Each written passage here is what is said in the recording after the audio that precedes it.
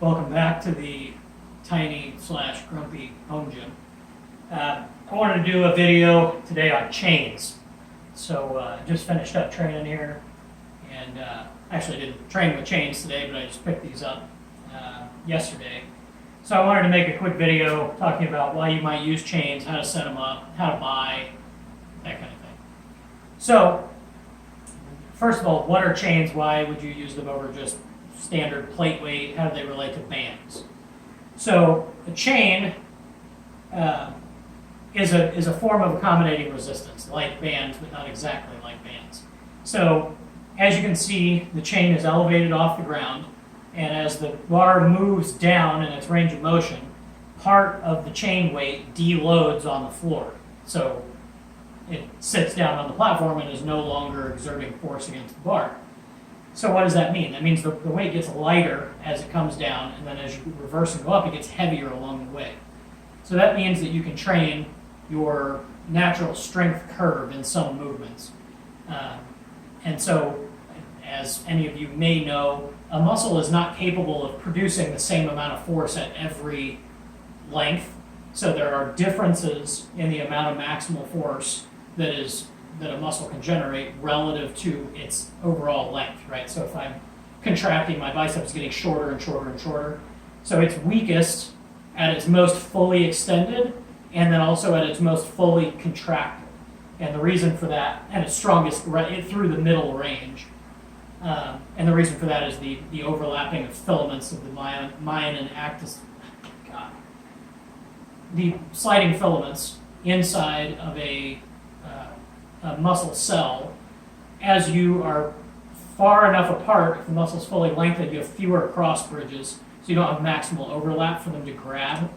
And then when you're, hey puppy dog, when you're all the way contracted, they're kind of butting up against each other, and you're losing some more ability for some of those cross actions to function. And so when you place that in the context of a movement pattern, what you get is you get a strength curve. And so obviously, I'm sure you've noticed when you go to the gym and you'll see little twig guys with no legs squatting 315 or 365 with, this much range of motion, because just unlocking the knees and then standing back up and having this short of a range of motion, they are operating in their maximal strength zone for that particular movement. And if they got a little bit lower, it would just pin them and they would be screwed. And so, and you might be wondering, well, why? You just told me it's weak at full extension. It's because when you're standing up in a squat, your quads are not fully extended; they're not fully stretched, right? Because if you think about your quad, right here, if you stretch your quad at both ends, so this would be maximal extension or maximal extension of the muscle, and then maximal contraction of the muscle would be all the way tight. And then obviously locked joints are stronger than unlocked joints, so you unlock it and then you get right into a pretty strong area in the quads and the other muscle groups that support it. Same thing with the bench press. You'll see guys do half reps on bench press with a bunch of weight because it's way easier, and if they actually touch their chest, it's much harder. So what that means is when you're training, you have the limiting factor for how you can train, how much weight you can put on the bar, is going to be how much, in the bench for instance, how much can you get off your chest? I get that some people have weak lockouts versus, they're strong off the chest and weak at the lockout, and other people are opposite. That's why you can't make universal recommendations about this stuff. It's a tool that maybe you would use, maybe you wouldn't. So anyway, what that allows you to do is, let's say you're a bencher who's strong off your chest, or weak off your chest, and then strong on your lockout. Chains would allow you to, like if you only bench what you could get off your chest with straight weight, then your lockout doesn't really get taxed that much because your lockout's quite a bit stronger than your off the chest. Chains would allow you to have a lighter weight a little bit right off the chest, and then it gets progressively harder. It also teaches you to accelerate, because not as well as bands, we'll get into that in a second, but because the weight is getting heavier, you have to push harder rather than slowing down at lockout, which is what a lot of people learn to do with straight weight. So it teaches you to be a little more aggressive with the weight. As this compares to bands, it's a little different because this is still just mass. So a band is going to add an eccentric overload, or what's called overspeed eccentrics, to the bar. So there's elasticity, energy that's stored in the band as it's stretched, and it wants to rocket you down, and you have to fight that on the way up. This, because it's equally, like the weight of this link is the same as the weight of this link, as this loads and unloads from the floor, it's linear. So it's going to get progressively lighter and then progressively heavier again. A band, as it goes through its stretch cycle, right now it's floppy, right? It has no tension at all. And then it gets much heavier really fast in a short period of time. And then it's like the same from here on out, right? It goes up a little, but it doesn't, the rate at which it increases tension is really, really fast and then not nearly as fast. And so what that means when you're training with bands is that you have to really be aggressive against the band, because as it starts to apply tension, like when you come out of it being limp and into tension, it gets heavier really fast.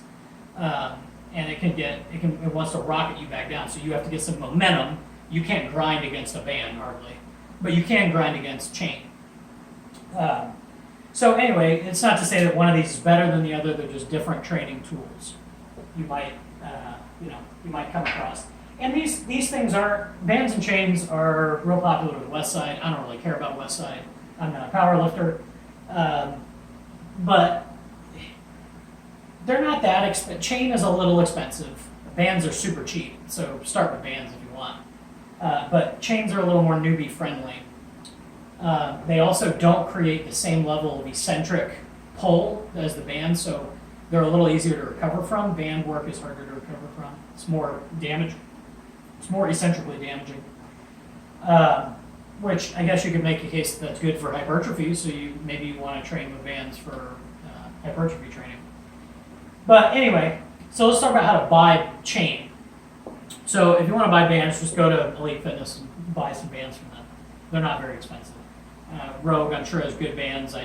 I know Elite's got good bands, and they have charts that are really specific about band force to length. Although, actually, when I was playing around with these the other day, I don't know how accurate those actually are. That's one more thing, right? Chain, we know how much it weighs. It has a mass that can be weighed.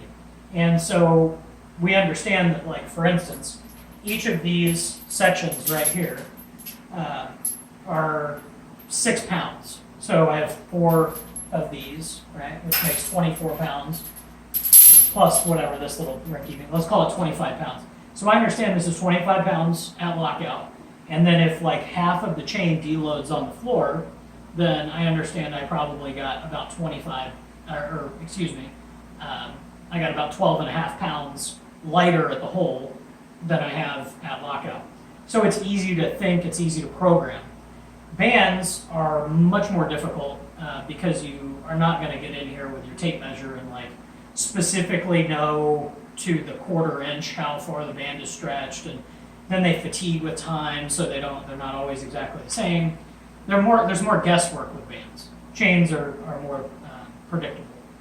So how do you buy chain? Well, you can get online and you can buy chain from most of the big fitness companies. You're going to pay through the nose for it, and it's going to be really expensive to ship.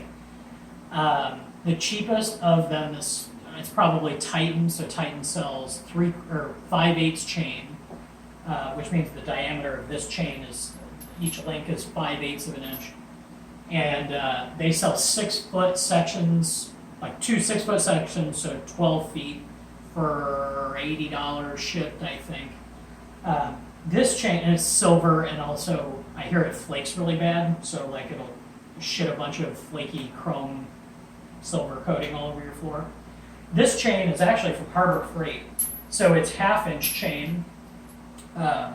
It costs $85 for a 20-foot length, and then you just take your angle grinder and you cut it into 5-foot sections. And so like these this is a 5-foot section right here, and then this other one is also a 5-foot section. And then I've got a little quick link that I put in here to keep them together, and then I hook it with a carabiner because it's just easier to handle them and easier to mount them and all of that. But they come apart really easy or go together really easy. The other advantage to getting the 1/2-inch chain, so you're paying similar money for similar weight because the chain from Titan is 42 pounds or something, and this is like 52 pounds, something like that, for $85. So I bought 2 buckets at $85 a piece from Harbor Freight, and obviously don't have to ship them. So, plus the gold looks freaking sweet, right? So anyway, that's what I did, and I like these so far. I haven't used them that much. I don't know how good the coating is and if it's going to stand up. The last thing to talk about is how to use them, how do you mount them. So right now I have a couple cheap motorcycle straps, a carabiner, this little quick link, and then I've got them set up this way because you want the chains to just be kissing the ground when you're at lockout, right? You don't want it off the ground because it's going to swing and it's going to be unstable. And you don't want a bunch of it unloaded on the floor because that defeats half the purpose, right? And so this is how I have it set up right now. I have some adjustable length hammock straps that are supposed to be delivered today, but they just haven't shown up yet. So this is what I'm using at the moment. You want to have some kind of soft, if you care about your equipment, you want some kind of soft strap for your bar so the chain doesn't just mar it up. And also, you don't want the chain set up to where like it's just one link, right? Because then you're only deloading one link at a time onto the floor, and they don't weigh very much. So you want them doubled over or quadrupled over so that most of the chain deloads on the ground and then comes back into effect as you go through the movement, because you want the maximum difference between the hole and the, well, you may not want maximum, it's up to your programming. So anyway, let's see how this looks. And this isn't very heavy, it's only like 100 pounds. So, it's just to give you the idea here.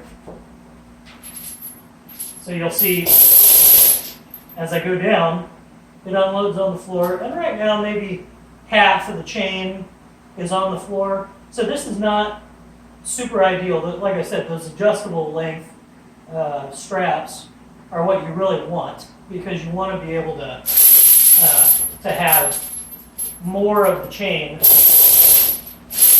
unload on the ground. So like right now, I'm holding, say, 100 pounds, and then here, maybe I'm holding 60, 65 pounds.